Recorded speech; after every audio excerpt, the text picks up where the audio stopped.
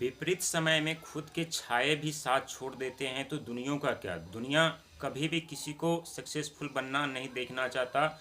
न तो खुद बनते हैं और न किसी को बनने देते हैं। यदि कोई बनना भी चाहता तो उन्हें उनके पैर खींचना शुरू कर देते हैं। लेकिन जो समझदार व्यक्ति होते हैं वो सारे मुसीबतों का सामना करते हैं, डटकर सामना करते हैं, चट्टानों की तरह खड़ा रहते हैं समस्या के सामने। क्योंकि जो इंसान समस्या से लड़ते हैं, परिस्थिति से लड़ते हैं, कम अपने खराब समय से लड़ते हैं, वो इंसान के जीवन में सफलता मिलना तय होता है। क्योंकि सफलता मिलने से पहले हजारों मुश्किलों का सामना करना पड़ता है।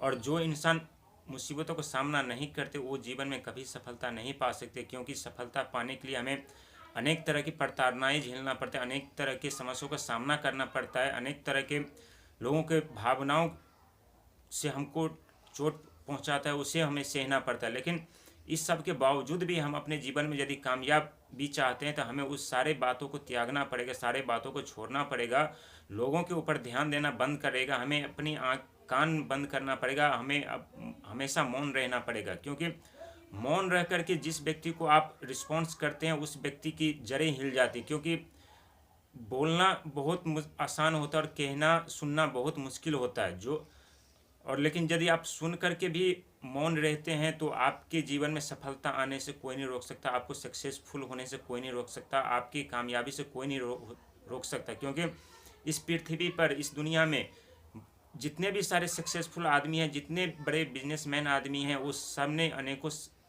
परिस्थिति का सामना किया, अनेकों समस्याओं का सामना किया है, अनेकों विपरीत समय देखे। उनके जीवन में एक नहीं हजारों समस्या खड़ी हुई, कभी अपने छूटे, कभी पराये छूटे, कभी पिता का साया सर से हटा, कभी माता का साया सर से हटा, अनेकों प्रताड़ने झेले तब जाके वो सक्सेसफुल आदमी बना है।